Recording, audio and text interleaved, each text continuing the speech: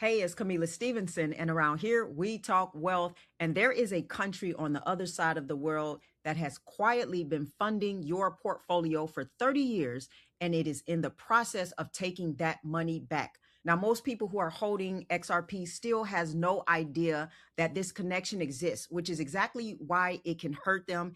And I want to talk about it because I'm getting a lot of questions about Japan. Now, go ahead and like the video. Please do me that one sweet favor and subscribe if you have not already, because I am going to be bringing you the updates, and this will help you to understand what you should be doing with your money and your finances. Now, I do want to say that nothing I share is financial advice. Everything is for educational and entertainment purposes only. Now, let's talk about Japan. So let me give you the setup, because a lot of people are still not connecting the dots to this. And I want to make it very simple for you. So for decades, Japan kept its interest rates near zero, almost free money to anybody who wanted to borrow. So large investors around the world did something very clever.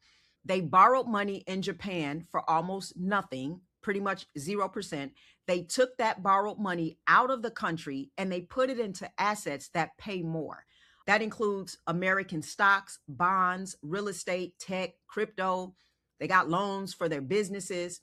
So you borrow at nearly zero and then you invest where returns are higher, and then you keep the difference. That is called the carry trade, and it grew into one of the largest money flows on the planet. As a matter of fact, estimates run over $1 trillion into many trillions of dollars. Okay. And nobody really knows the exact size, which is part of the problem. What matters is that an enormous amount of money floating through global markets over the last 30 years originally came from Japan, from borrowed cheap money. Now, follow this chain, because this is the part that is going to touch you personally. Japan's interest rates are rising. Their 10-year bond just hit a level that has not been seen in 30 years. Their 30-year bonds are near 4%. And the central bank is buying fewer of its own bonds now. And in June, I believe foreign investors sold roughly 19 billion of Japanese government bonds in a single month. Now, if rates are to rise in Japan, then the free money stops being free, right? So the loan that funded the whole global trade gets expensive. And when the loan gets expensive, the borrowers have to do something that they have not had to do in 30 years. They have to sell what they bought and send the money home to pay it back. That is the reverse of the trade. So money that flowed out of Japan and into everything now has to flow backwards out of everything and back into Japan. And I'm not talking in some kind of theoretical sense. We actually got to preview some of what that looked like even in August of 2024. Japan raised rates by a small amount, a fraction of a percent, and a piece of this trade unwound in a matter of days. So global markets convulsed. And Japan's own market had one of the worst single days in decades. And at that time, crypto was hit very hard. And that was a small tremor from a small move. What is happening now is actually larger, and it's not a one-day event. It is a grinding, ongoing repricing that seems to be happening. Now, here's what that means for you. And this is the part that nobody explains. When your money reverses, it does not politely sell the bad assets and leave the good ones alone. In a forced unwind, people sell what they can, not what they want to. They sell the things that are easy to sell. Quality assets get dumped alongside garbage assets, right? Because the seller is not making an investment decision. They're making a survival decision. They need cash now to pay back a loan. So an asset can be doing everything right, building real infrastructure, signaling real partnerships, and it can still fall hard because it's being sold by people who never cared about it in the first place. That's a signal about the seller. If you don't understand this, here's what happens to you. Your holdings drop. You assume that the story or the narrative is broke. You panic and sell into the exact bottom created by forced sellers, and then you watch it recover without you. That is how ordinary people lose money in a crisis that they have nothing to do with. Not because they picked the wrong asset, but because they misread why the price was falling. So let me give you something practical. How do you actually watch this instead of finding out after it happens? Well, you watch the yen. Specifically, watch the dollar against the yen.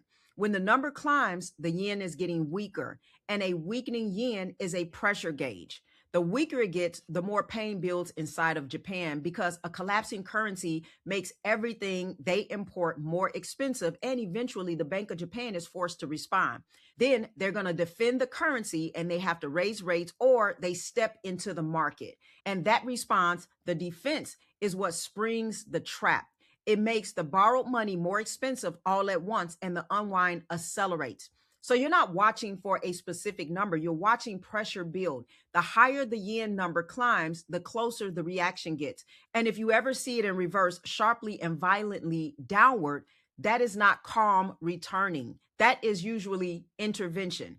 That is the sound of the trap closing. Okay. Now, the second thing to understand, because it is where opportunity actually lives. When something like this breaks, money doesn't disappear, it freezes. The dollar still exists. They are just stuck, trapped in the wrong places, unable to move fast enough to where they are needed. That is what a liquidity crisis actually is, not an absence of money, an inability to move it. And when the world freezes up like that, the central banks do the only thing they know how to do. They flood the system with the new money to unfreeze it. Every single time, that's what happens. And when a wave of newly created money hits a world where the scarce, real hard assets are limited, that money has to go somewhere. Hey, investor, Camila here. Quick heads up for all you smart investors watching this. If you're serious about investing in a digital asset portfolio that brings you financial freedom, and you like how I've been breaking down crypto, but want more than just my YouTube content, I'm putting together something really cool. On July 22nd, I'll be running a free online event called the Wealth Architecture Masterclass, where you'll learn the exact roadmap I provide my high-end clients with to structure their accounts and entities so their wealth is protected, and tax plays to stop handing most of your gains to the IRS. I've never done a free live masterclass like this before, and it's completely free, but we might have to limit spots to keep the quality high and give everyone proper attention during the Q&A. So if you want in, just click the link below this video, grab your spot while you can, and now back to the video. So what do you actually do with this? You separate the two questions. Is this asset broken, or is the world short on cash? Those are completely different problems with completely different answers. A broken asset, you leave. A crash crunch, you survive. You make sure you are not the forced seller. The people who get destroyed in a liquidity crisis are the ones who need money at the worst possible moment. If your bills are covered and your position is sized so that a bad quarter does not threaten your life, then you're not forced to do anything. You get to wait. And waiting is where all the money is made. And you understand what a crisis like this actually creates. When money gets scarce and expensive and moving it becomes slow and painful, the world does not just want a faster settlement system, it needs one.